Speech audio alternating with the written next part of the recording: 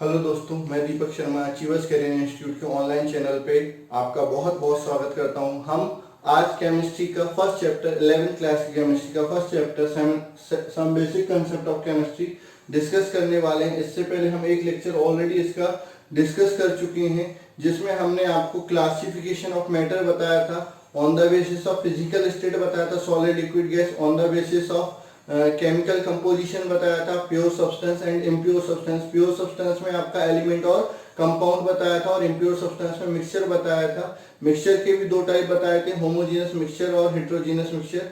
फिर उसके बाद मैंने आपको डिस्कस किया था क्या आपका जो कंपाउंड है और मिक्सचर में डिफरेंस के बारे में डिस्कस किया था। आज अपन बात करने वाले हैं उससे आगे के पोर्शन की। ठीक है, सबसे पहले अपन बात करते हैं एटम और मॉलिक्यूल की। तो सबसे पहले अपन बात करते हैं एटम क्या होता है। एटम क्या होता है, what do you mean by atom. तो एटम सिंपल सी चीज है, इसकी बेसिक डेफिनेशन होती है it is the smallest particle of matter which may और may not be exist independently. मतलब क्या होता है, ये किसी भी मैटर का या एलिमेंट का या कंपाउंड का वो छोटा से छोटा पार्ट होता है जो अकेला एग्जिस्ट कर भी सकता है और नहीं भी कर सकता, उसको अपन क्या बोलते हैं, एटम बोलते हैं। ठीक है, तो अगर कोई एटम पूछता है तो it is the smallest part of element, bracket में लिख सकते हो matter, which may or may not be exist independently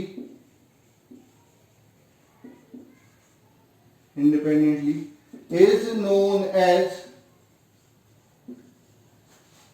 matter, मतलब कि आपका क्या होता है, सबसे छोटा पार्टिकल एलिमेंट का जो अकेला एग्जिस्ट कर भी सकता है और नहीं भी कर सकता, उसको क्या बोलते हैं, एटम बोलते हैं। फॉर एग्जांपल सोडियम, मेटल का सोडियम एटम इंडिपेंडेंटली एग्जिस्ट करता है। हाइड्रोजन का एटम इंडिपेंडेंटली एग्जिस्ट नहीं करता, लेकिन उसका स्मॉलेस्ट पार्टिकल हाइड्रोजन का एटम H से डिनोट किया जाता है। तो ये आपका क्या हो गया, एटम। इसके बाद अपन डिस्कस करते हैं मॉलिक्यूल क्या होता है। मॉलिक्यूल, ठीक है, तो ये क्या है, it is the smallest part of matter which can exist independently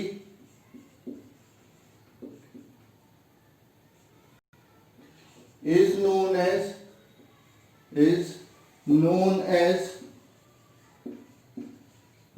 molecule. मतलब कि मैटर का ऐसा छोटा से छोटा पार्ट जो इंडिपेंडेंटली एग्जिस्ट कर सकता है, उसको अपन क्या बोलते हैं, आपका मॉलिक्यूल बोलते हैं। अब मॉलिक्यूल किसका होता है, मॉलिक्यूल दो चीजों का होता है, मॉलिक्यूल एलिमेंट का भी होता है, मॉलिक्यूल कंपाउंड का भी होता है। तो अपन बात करते हैं फिर मॉलिक्यूल ऑफ एलिमेंट, ठीक है। तो क्या होता है, it is made up of only one type of atom, hence known as homoatomic molecule or molecule of element। ठीक है, एलिमेंट का जो मॉलिक्यूल होता है वो एक ही टाइप के एटम से मिलकर बना होता है, उसी एलिमेंट के एटम से मिलकर बना होता है, इसलिए उसको होमो एटॉमिक मॉलिक्यूल भी कहा जा सकता है या मॉलिक्यूल ऑफ एलिमेंट भी कहा जाता है। जैसे हाइड्रोजन का मॉलिक्यूल, ऑक्सीजन का मॉलिक्यूल, ठीक है, उसके बाद क्लोरीन का मॉलिक्यूल आपका, उसके बाद आपका क्या आ जाएगा, नाइट्रोजन का मॉलिक्यूल। ये सब क्या है, होमो एटॉमिक मॉलिक्यूल है या मॉलिक्यूल ऑफ एलिमेंट होते हैं, ठीक है। उसके बाद आपका आता है मॉलिक्यूल ऑफ कंपाउंड। क्या आता है? मॉलिक्यूल ऑफ कंपाउंड, ठीक है। मॉलिक्यूल ऑफ कंपाउंड क्या होता है? It is made up of two और more than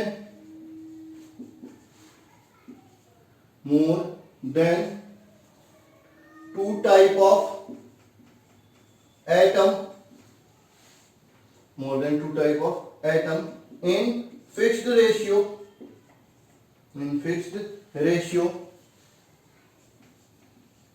hence it is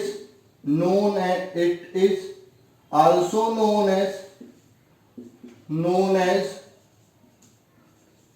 heteroatomic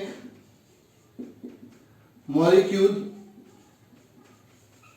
और molecule of compound, ठीक।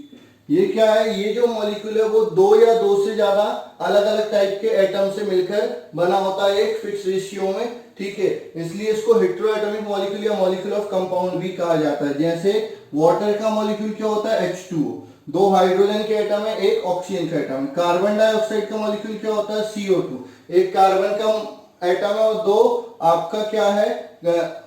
ऑक्सीजन के एटम है, ठीक है। उसके बाद आपका मॉलिक्यूल बात करता हूं मैं किसकी? कार्बन मोनोऑक्साइड की। उसके बाद आपका मैं बात करता हूं ग्लूकोज को, तो C6H12O6, ठीक है। ये आपका क्या हो जाते हैं? मॉलिक्यूल हो जाते हैं। अब यहां पर एक टर्म आती है एटोमिसिटी। क्या आती है? एटोमिसिटी। एक टर्म आती है एटोमिसिटी।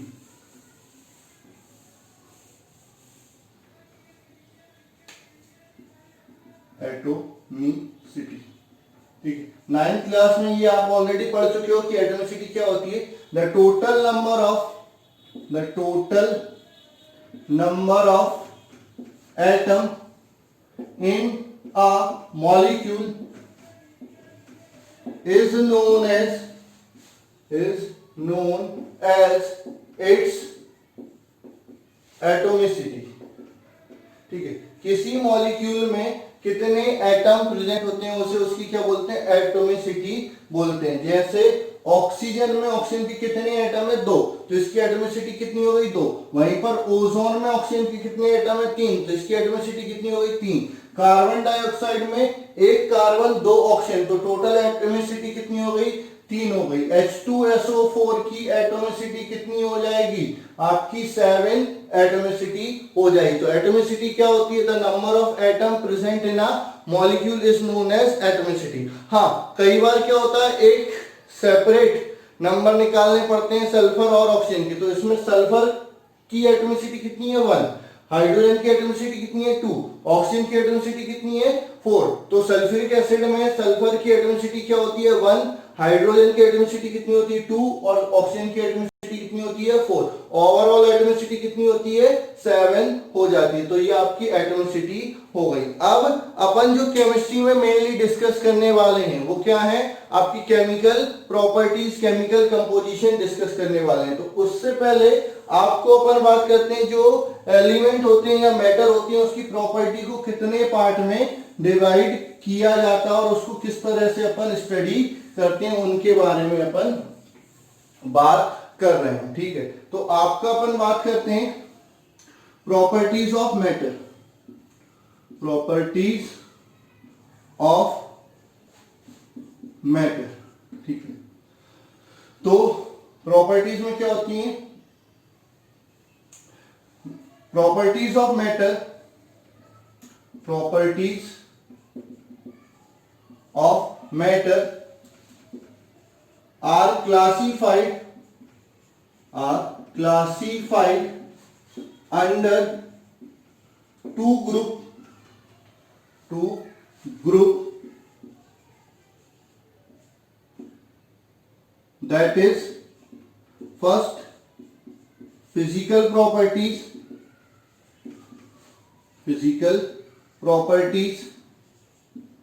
second chemical properties.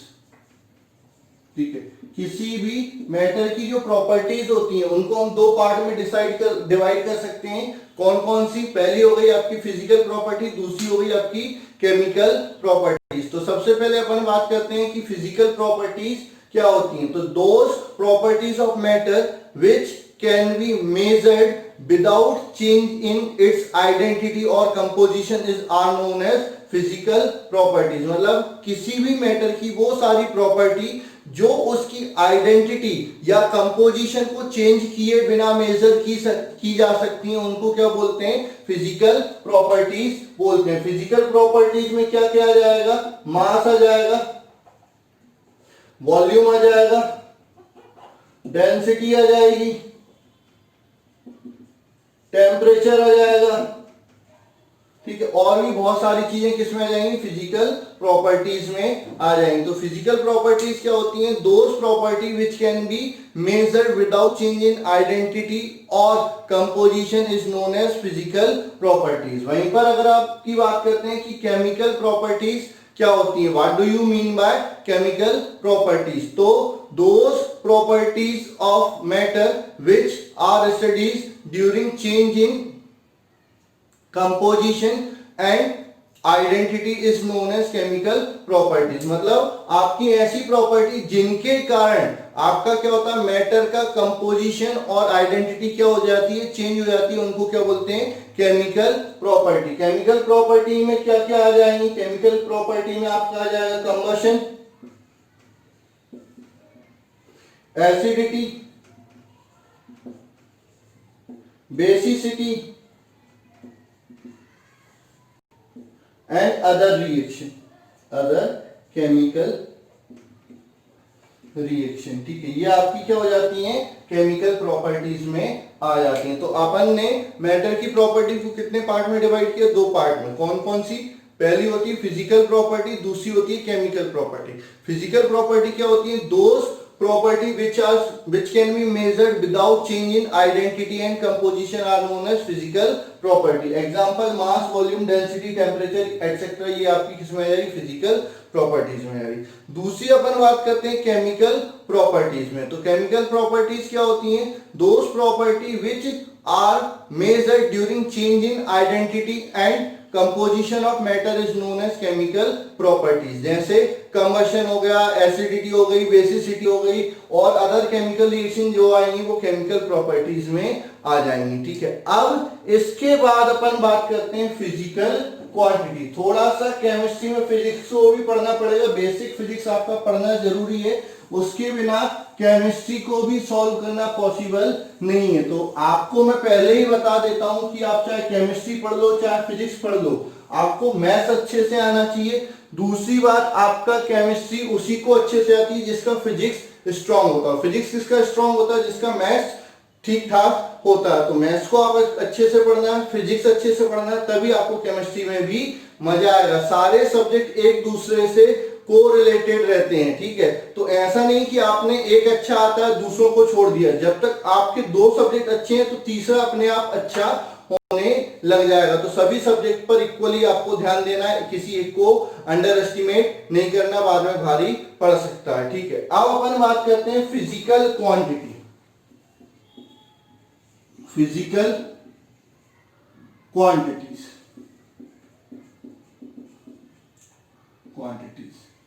ठीक है, फिजिकल क्वांटिटीज क्या होती हैं? Those quantities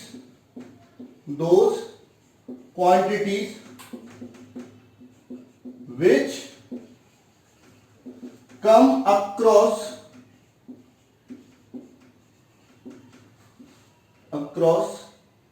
scientific studies and observation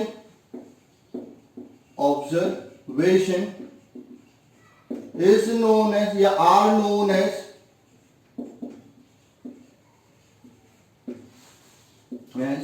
physical quantities.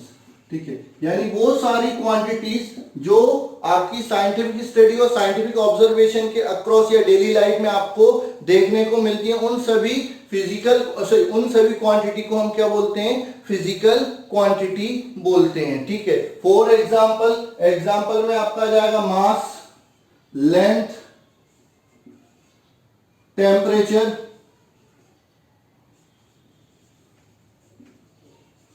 ठीक है, अमाउंट ऑफ सब्सटेंस,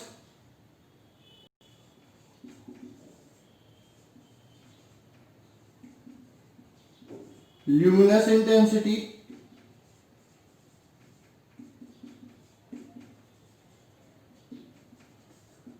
टाइम, ठीक है, और भी आपकी फिजिकल क्वांटिटी हो जाती है। ठीक है, तो ये आपकी क्या हो जाती है, फिजिकल क्वांटिटी, जो आपकी डेली लाइफ में या साइंटिफिक स्टडी के और या ऑब्जर्वेशन के दौरान आपको देखने को मिलती है। अब अपन बात करते हैं यूनिट। फिजिकल क्वांटिटी को अगर मेजर करना है तो आपको यूनिट की जरूरत पड़ती है। तो standard reference value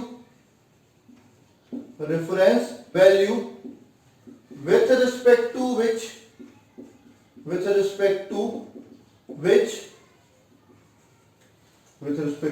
which a quantity is to be compared or measured is known as unit। ठीक है, मतलब एक ऐसी स्टैंडर्ड या रेफरेंस वैल्यू जिसके साथ किसी क्वांटिटी का या किसी मैटर को आप क्या कर रहे हो, कंपेयर कर रहे हो या मेजर कर रहे हो, उस स्टैंडर्ड क्वांटिटी को अपन क्या बोलते हैं, यूनिट बोलते हैं। ठीक है, जैसे लेंथ की यूनिट क्या होती है, मीटर होती है। एक स्टैंडर्ड वैल्यू है मीटर, उसके साथ अपन क्या करते हैं, कंपेयर करते हैं, तो वो क्या हो जाती है, आपकी मीटर एक ऐसा यूनिट होगी। मास की यूनिट क्या हो गई, किलोग्राम। बहुत सारी यूनिट होती हैं अलग अलग क्वांटिटी की, आपने मेजरमेंट पढ़ते हैं तो उसमें आपको अलग अलग सिस्टम देखने को मिलते हैं। ठीक है, तो यूनिट हो गई। उसके बाद सिस्टम ऑफ यूनिट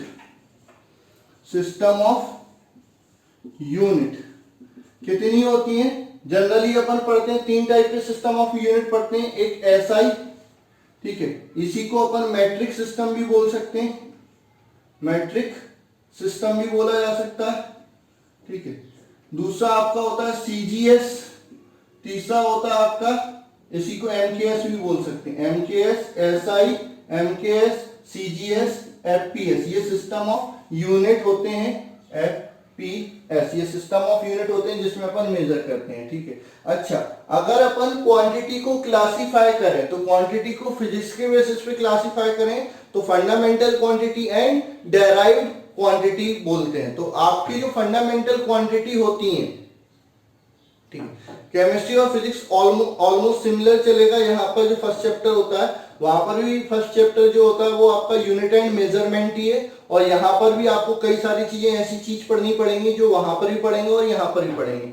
तो अगर अपन क्वांटिटी की बात कर रहे हैं तो क्वांटिटी को अपन 2 पार्ट में डिस्कस कर रहे हैं। एक आपका क्या है, फंडामेंटल क्वांटिटी, और एक डायरेक्ट क्वांटिटी। फंडामेंटल क्वांटिटी कौन सी होती है, those quantity which are not depend or which cannot be expressed in term of other quantity are known as fundamental quantity। मतलब ऐसी क्वांटिटी जिसको दूसरी क्वांटिटी के टर्म में रिप्रेजेंट नहीं किया जाता, जो खुद पर ही डिपेंड करती है, उनको अपन क्या बोलते हैं, फंडामेंटल क्वांटिटी बोलते हैं। बेसिकली 7 फंडामेंटल क्वांटिटी है। कितनी फंडामेंटल क्वांटिटी है, 7 फंडामेंटल क्वांटिटी होती है। ठीक है, तो आप अपन बात कर रहे हैं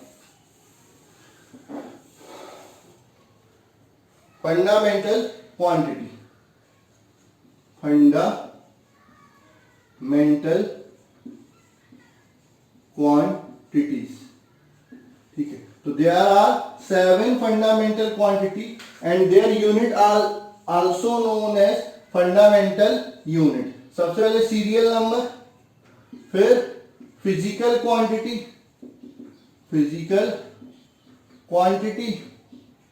फिर सिंबल, फिर यूनिट, फिर सिंबल ऑफ यूनिट। ठीक है। तो सबसे पहले जो फंडामेंटल क्वांटिटी आती है वो आपकी आती है क्या, मास। ठीक है, सिंबल एम से नोट करते हैं। यूनिट होती है, ऐसा यूनिट होती है किलोग्राम। ठीक है, किलोग्राम में जो के आता है वो स्मॉल लिखा जाता है, लेकिन जब सिंबल लिखते हैं तो के कैपिटल जी स्मॉल। सेकंड आपका आता है लेंथ।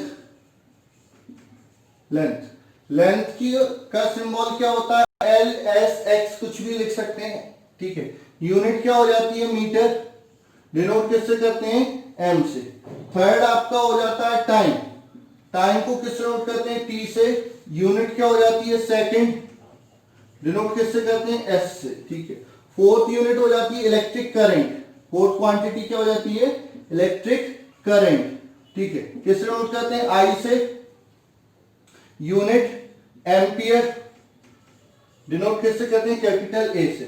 फिफ्थ यूनिट क्वांटिटी हो जाती है टेम्परेचर।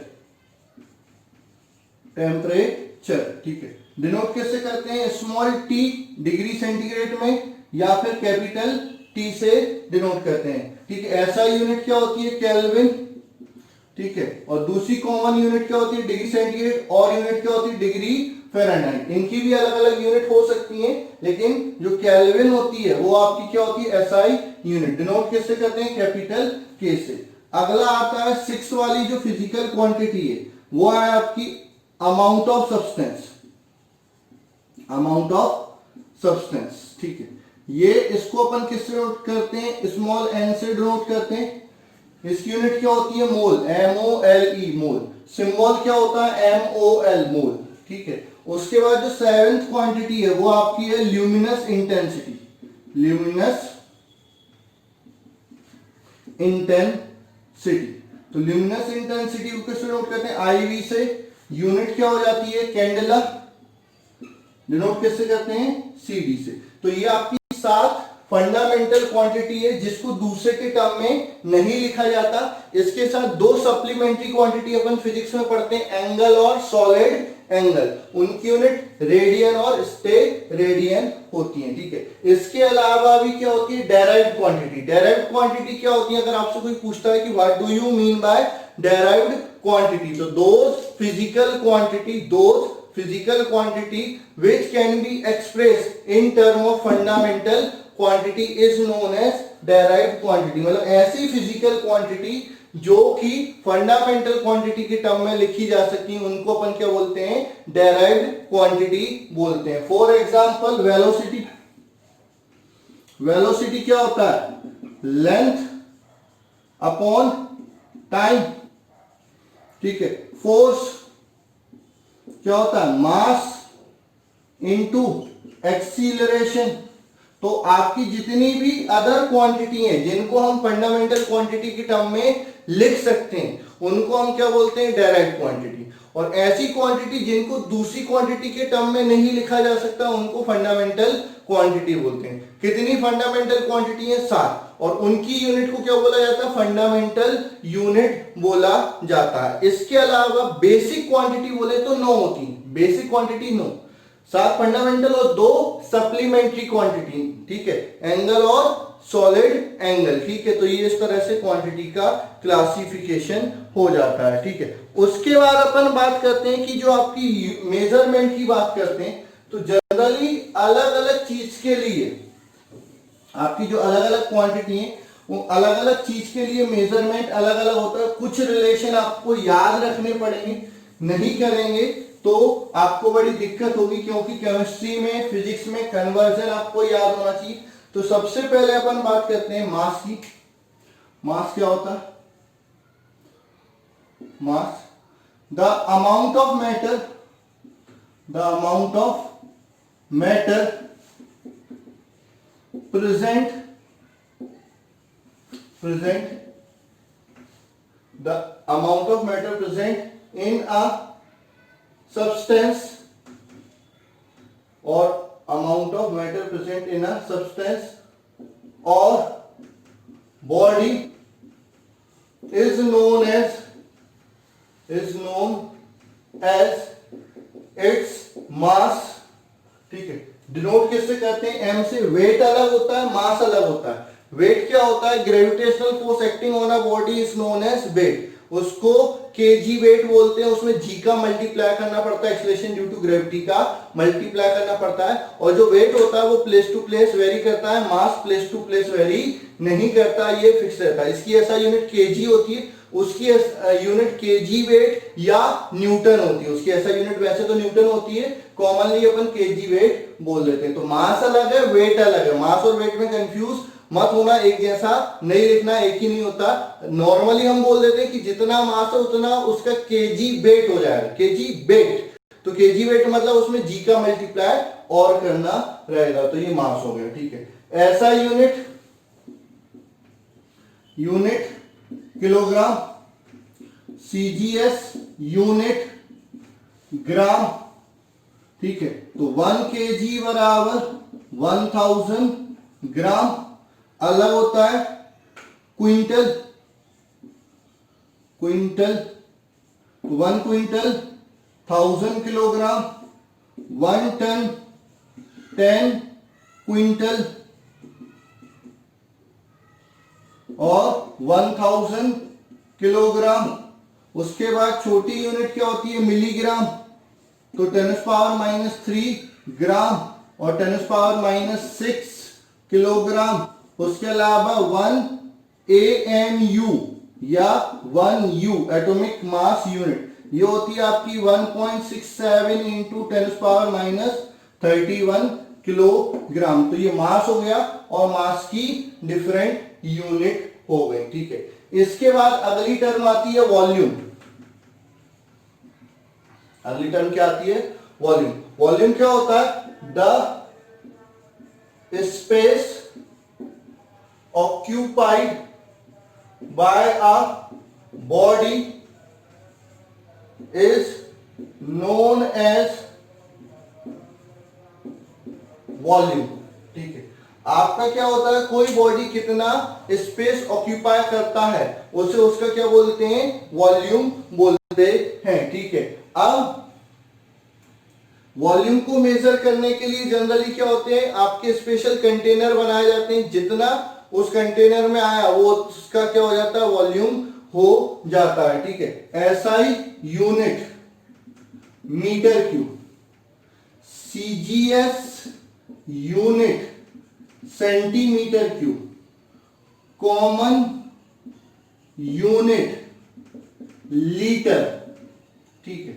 अब इनमें 1 मीटर क्यूब बराबर 1000 लीटर या 1000 डेसीमीटर क्यूब, यानी 1 लीटर बराबर 1 डेसीमीटर क्यूब, ठीक है। और 1 मीटर क्यूब बराबर 10⁻⁶ सेंटीमीटर क्यूब या 10⁻⁶ मिलीलीटर। तो 1 सेंटीमीटर क्यूब बराबर 1 मिलीलीटर और 1 लीटर बराबर होता है 1000 मिलीलीटर या 1000 सेंटीमीटर क्यूब। ये आपको रिलेशन याद होने चाहिए किसमें? वॉल्यूम के लिए। ये रिलेशन याद होने चाहिए मास के लिए, ठीक है। इसके बाद अपन बात करते हैं टेम्परेचर की। मास हो गया, वॉल्यूम हो गया, टेम्परेचर पढ़ लेते हैं, उसकी डिफरेंट यूनिट में रिलेशन पढ़ लेते हैं। उन पर कभी कभार क्वेश्चन पूछ लिए जाते हैं, ठीक है। तो टेम्परेचर क्या होता है?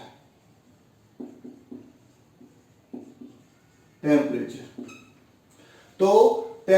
क्या होता है? देखो, हीट एक फिजिकल क्वांटिटी है, एनर्जी का फॉर्म है जो एक जगह से दूसरी जगह ट्रांसफर होती है। और टेम्परेचर क्या होता है? डिग्री ऑफ हॉटनेस और कोल्डनेस, ठीक है। अगर आपसे कोई पूछता है टेम्परेचर क्या होता है, तो द डिग्री ऑफ हॉटनेस और coldness of a body is known as its temperature. तो अगर आपसे कोई पूछ रहा है टेम्परेचर क्या है, तो the degree of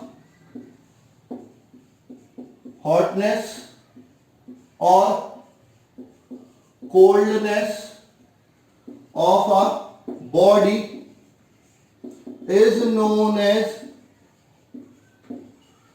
its temperature, ठीक है। कोई बॉडी कितनी गर्म है और कितनी ठंडी है उसका जो मेजर होता है उसे उसका क्या बोलते हैं, टेम्परेचर बोलते हैं। ठीक है, टेम्परेचर की एसआई यूनिट क्या होती है, केल्विन होती है। ठीक है, कॉमन यूनिट,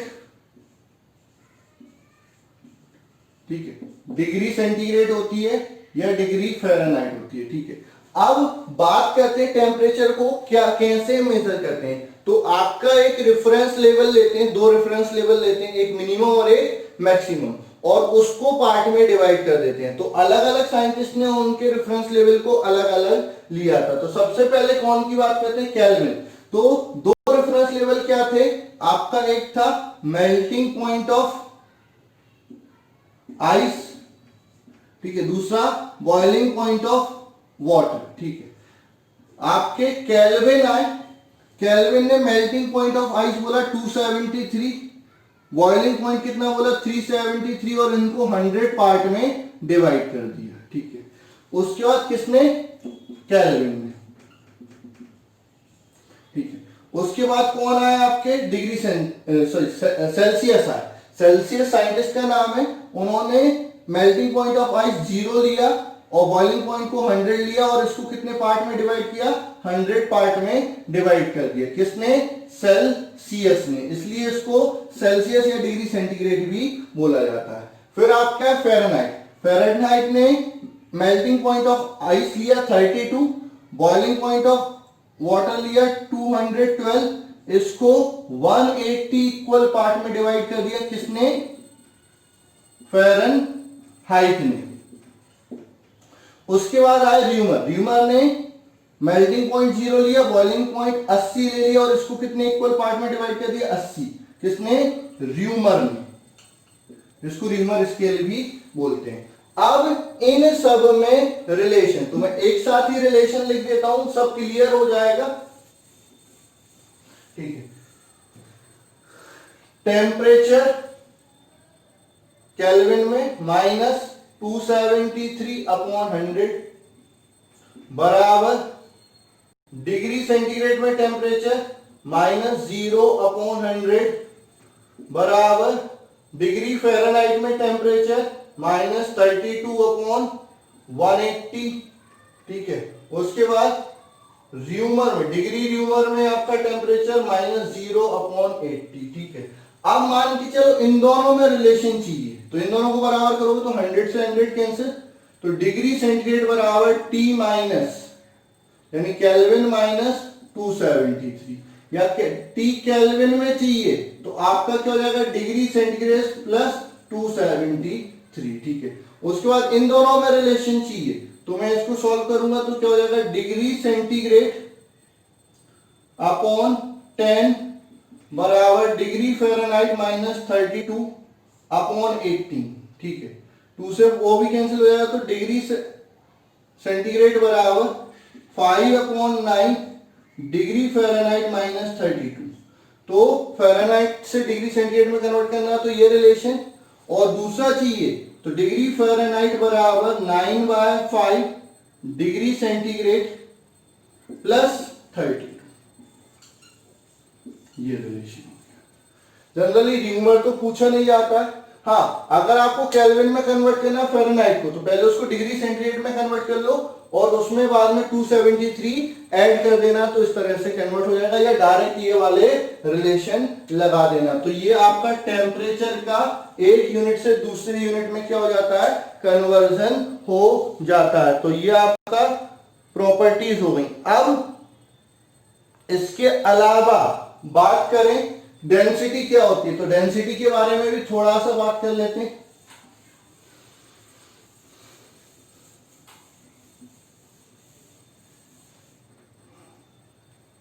डेंसिटी, डेंसिटी, ठीक, तो क्या होती है, mass per unit volume of substance is known as density। कई लोग इसको स्मॉल d से डिनोट करते हैं, कई लोग रो से डिनोट करते हैं। तो ये मास अपॉन वॉल्यूम, ये मास अपॉन वॉल्यूम, ठीक है। तो m बाय v हो जाएगा density. Its SI unit, mass की केजी पर metre cube. Common unit KG पर लीटर। CGS यूनिट ग्राम पर सेंटीमीटर क्यूब या ग्राम पर मिलीलीटर, ठीक है। अच्छा, अब अपन बात करते हैं 1 kg पर मीटर क्यूब बराबर क्या हो जाएगा, इसको अपन केजी पर लीटर में कन्वर्ट करें तो ये हो जाएगा 10⁻³ क्योंकि मीटर क्यूब में कितने होते हैं 1000 लीटर, केजी पर लीटर। मीटर क्यूब में कितने होते हैं 1000 लीटर, तो मीटर क्यूब को लीटर में कन्वर्ट करोगे तो नीचे 1000 आएगा, 1000 मतलब ये, तो 1 kg पर मीटर क्यूब इतना लीटर, और 1 kg पर लीटर है तो उसको मीटर क्यूब में कन्वर्ट करना है तो 10⁻³ kg पर मीटर क्यूब। अच्छा, उसके बाद 1 kg पर लीटर है, इसको ग्राम पर सेंटीमीटर क्यूब में कन्वर्ट करना है तो 1 kg में 1000 ग्राम और 1 लीटर में कितना 1000 सेंटीमीटर क्यूब या 1000 मिलीलीटर, तो ये 1 ग्राम पर सेंटीमीटर क्यूब या 1 ग्राम पर मिलीलीटर हो जाएगा। तो ये आपकी यूनिट हो जाती है किसकी, डेंसिटी की, और उसमें आपस में रिलेशन हो जाता है। तो ये आपको कन्वर्जन आना चाहिए, ठीक है। ये डेंसिटी हो गई। इसके बाद आपकी एक और टर्म आती है रिलेटिव डेंसिटी या स्पेसिफिक ग्रेविटी। अगली जो टर्म आती है, ये सारी टर्म आपकी थ्रू आउट केमिस्ट्री यूज होंगी, ये कन्वर्जन भी यूज होंगे।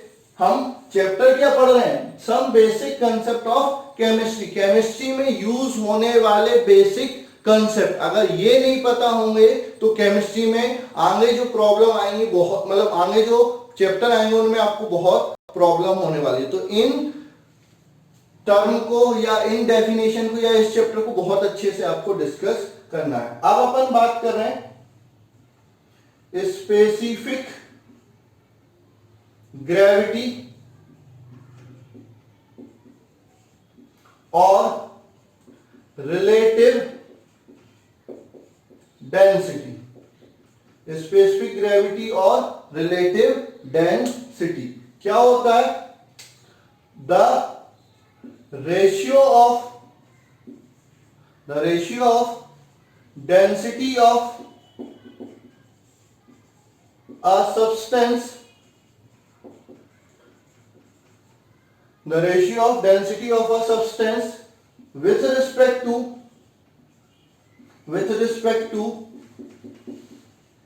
density of water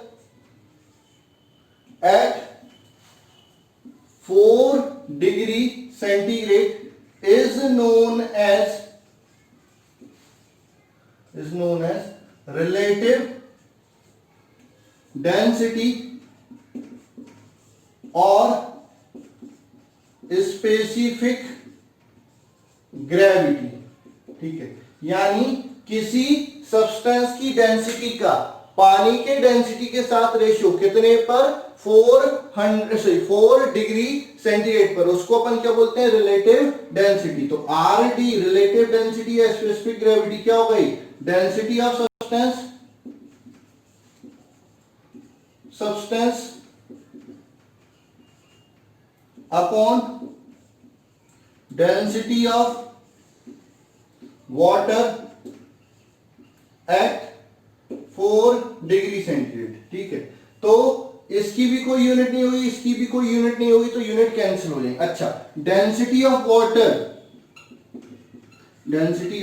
water at 4 degree centigrade maximum होती है, ठीक है। इससे ज्यादा टेम्परेचर हो या इससे कम टेम्परेचर हो, डेंसिटी ऑफ वाटर क्या हो जाती है, कम हो जाती है, और वो कितनी रहती है, D बराबर होता है 1 kg पर लीटर या 1000 kg पर मीटर क्यूब या 1 ग्राम पर मिलीलीटर या 1 ग्राम पर सेंटीमीटर क्यूब। ये डेंसिटी ऑफ वाटर है, आपको याद रखनी है।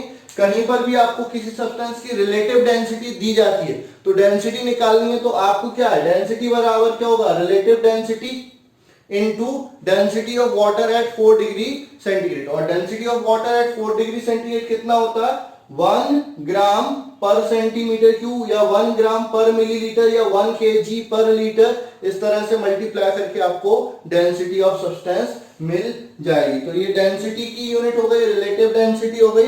इसके अलावा भी आपकी कुछ यूनिट होती हैं जो आपको याद रखनी है। जैसे अपन बात करते हैं एरिया की, मीटर स्क्वायर, ठीक है। उसके अलावा आपका वेलोसिटी की मीटर पर सेकंड, उसके अलावा एक्सीलरेशन का मीटर पर सेकंड स्क्वायर, फोर्स का न्यूटन, मास के न्यूटन या केजी मीटर पर सेकंड स्क्वायर, और भी कई सारी यूनिट हैं जो आपको याद रखनी है। इसके अलावा यूनिट के अलावा आपको याद रखना प्रीफिक्स। यूनिट को छोटा और बड़ा कर सकते हैं, ऐसा यूनिट को छोटा और बड़ा कर सकते हैं, उसके लिए आपको प्रीफिक्स याद रखना है। तो प्रीफिक्स में क्या आएगा, आपको सारे प्रीफिक्स बता रहा हूं, पहले छोटी क्वांटिटी के लिए बता रहा हूं, फिर बड़ी क्वांटिटी के लिए मतलब बड़े में बताऊंगा। तो आपका सबसे पहले आता है डेसी, सिंबल स्मॉल डी, ये आपका प्रीफिक्स, फिक्स, सिंबल, वैल्यू, ठीक है। डेसी स्मॉल डी से नोट करते हैं 10⁻⁻1। उसके बाद सेंटी, सी से नोट करते हैं 10⁻⁻2। मिली स्मॉल एम से नोट करते हैं 10⁻⁻3, ठीक है। उसके बाद माइक्रो, म्यू से नोट करते हैं 10⁻⁻6, ठीक है। नैनो, एन से नोट करते हैं 10⁻⁻9, ठीक है। पिको, पी से नोट करते हैं 10⁻⁻12। फेम्टो, इसको फर्मी भी बोलते हैं, फेम्टो या फर्मी, इसको स्मॉल एफ से नोट करते हैं 10⁻⁻15, ठीक है। इस यहां तक आपको याद होना चाहिए, ठीक है। इससे ज्यादा भी होता है, एटो होता है, एटो ए से नोट करते हैं 10⁻⁻18, ठीक है। उसके बाद आपका होता है जेप्टो, जेप्टो, ठीक है, स्मॉल जेड से नोट करते हैं 10⁻⁻21। और फिर होता है येप्टो, स्मॉल वाई से नोट करते हैं 10⁻⁻24। ये नीचे वाले ज्यादा यूज नहीं होते, आपको कहां तक यूज करना है, फर्मी तक यूज करना है, तो ये तो आपको याद होने चाहिए। तो ये आपकी स्मॉल वैल्यू के लिए आपके प्रीफिक्स हो गए। हायर वैल्यू के लिए अगर प्रीफिक्स जाते हैं,